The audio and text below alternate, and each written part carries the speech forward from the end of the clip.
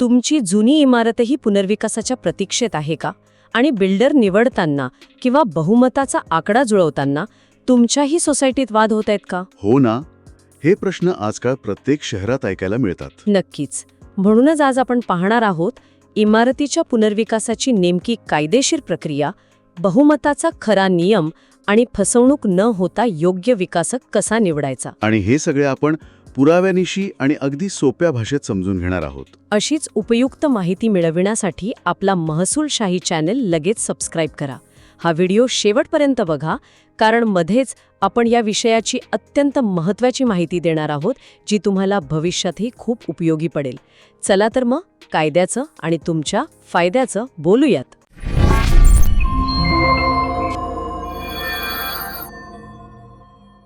अगदी बरोबर. सुरुवात करूया. मागच्या एका व्हिडिओवर आपल्याला प्रेक्षकांचे भरपूर प्रश्न आले होते. सामान्य नागरिक आणि सभासदांनी जुन्या इमारतींच्या पुनर्विकासाबद्दल खूप मोठा संभ्रम व्यक्त केला आहे. काही लोकांचे प्रकल्प रखडलेत, तर काहींना सुरुवात कशी करावी हेच समजत नाहीये. माझ्या अनुभवातून सांगतो, हा विषय जेवढा भावनिक आहे ना, तेवढाच तो कायदेशीर दृष्ट्या नाजूक आहे.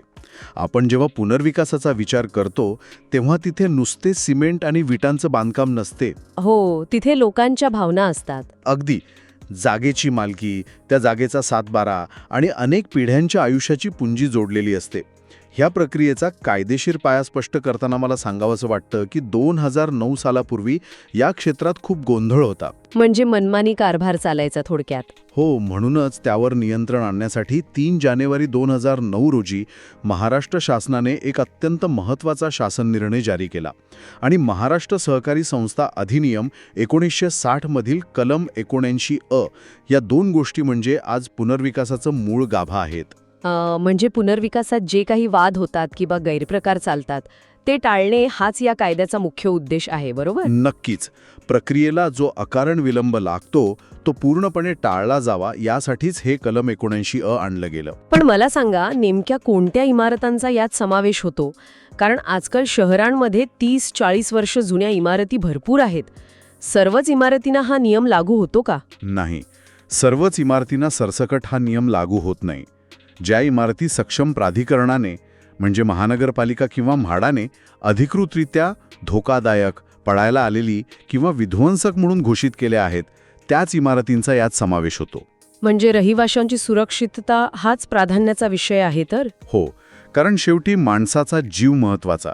त्यासाठी इमारतीचं स्ट्रक्चरल ऑडिट अत्यंत महत्त्वाचं ठरतं. इथेच लोकांचा एक मोठा गैरसमज असतो. लोकांना वाटतं की कोणतीही जुनी इमारत कधीही पाडून नवीन बांधता येते. कमिटीतल्या 4 लोकांनी ठरवलं की झालं. म्हणजे खरं तर असं नसतं. यासाठी सक्षम प्राधिकरणाचे प्रमाणपत्र असणे कायद्याने बंधनकारक आहे.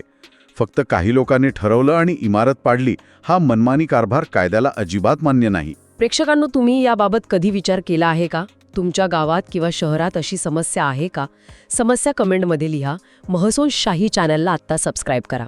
आता मला सांगा, इमारतीला धोकादायक असल्याचं प्रमाणपत्र मिळालं तर पुढची प्राथमिक तयारी कशी करावी? एक किस्सा पाहूया. काही वर्षांपूर्वी एका सोसायटीने अतिघाई संकटात नाही या म्हणीप्रमाणे घाईघाईत निर्णय घेतला. त्यांनी कायदेशीर पूर्वतयारी न करता एका ओळखीच्या बिल्डरला काम दिलं. बापरे, मग काय झालं? त्या बिल्डरनी चुकीचे आकडे दाखवले, प्रोजेक्ट अर्धवट राहिला आणि लोक रस्त्यावर आले. म्हणूनच मी नेहमी एक अतिशय स्पष्ट स्टेप बाय स्टेप चेकलिस्ट देतो. ती सर्वांनी फॉलो केलीच पाहिजे. हो, ती चेकलिस्ट नक्की सांगा. पहिली स्टेप आहे विशेष सर्वसाधारण सभा बोलावणे. म्हणजे सोसायटीने रीतसर SGM बोलावली पाहिजे. दुसरी स्टेप पुनर्विकासाची गरज आणि फायदे तोटे यावर सविस्तर चर्चा करणे. आणि तिसरी अतिशय महत्त्वाची स्टेप शासनाच्या पॅनलवरील अनुभवी वास्तुविशारद आणि प्रकल्प व्यवस्थापन सल्लागार म्हणजे PMC यांची निवड करणे. तांत्रिक अंगरक्षकच असतो. अगदी बरोबर. आणि इथे एक क्विक फॅक्ट सांगतो. पुनर्विकासाचा निर्णय मंजूर करण्यासाठी विशेष सर्वसाधारण सभेत किमान 51% जास्त बहुमताची कायद्याने आवश्यकता असते. माफ करा, मध्येच थांबवते, पण ही संमती नुसती तोंडी चालते का? नाही, संमती तोंडी अजिबात चालत नाही. सभेचे जे इतिवृत्त आहे ते सर्व सभासदांना देणे आणि त्यांची लेखी संमती घेणं अत्यंत आवश्यक आहे.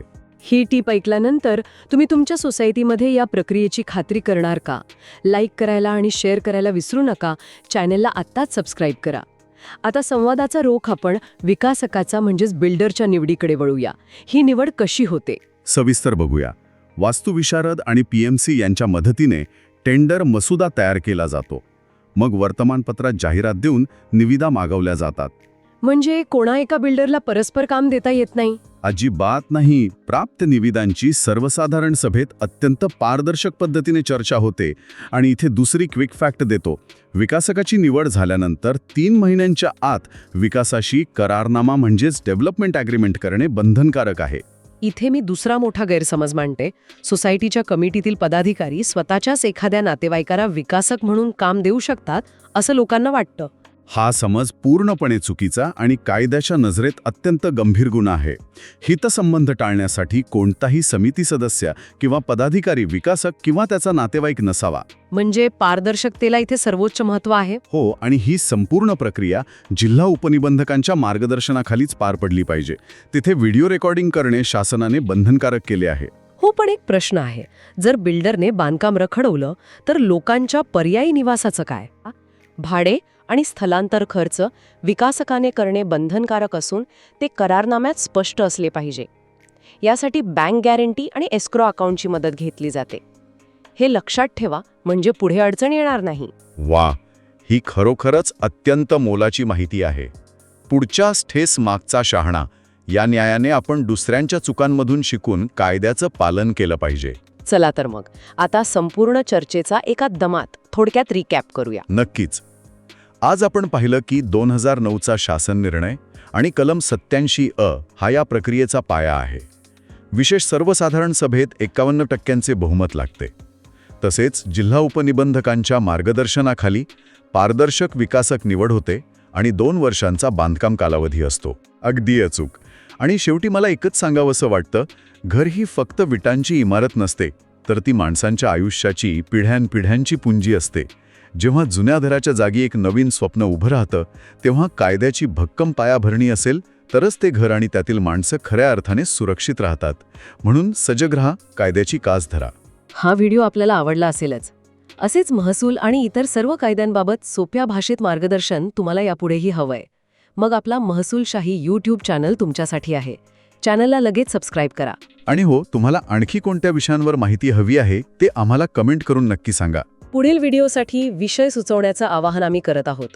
पुढील भागात आपण 7-12 उतार्यावरील वारस नोंद कशी करावी यावर सविस्तर चर्चा करणार आहोत.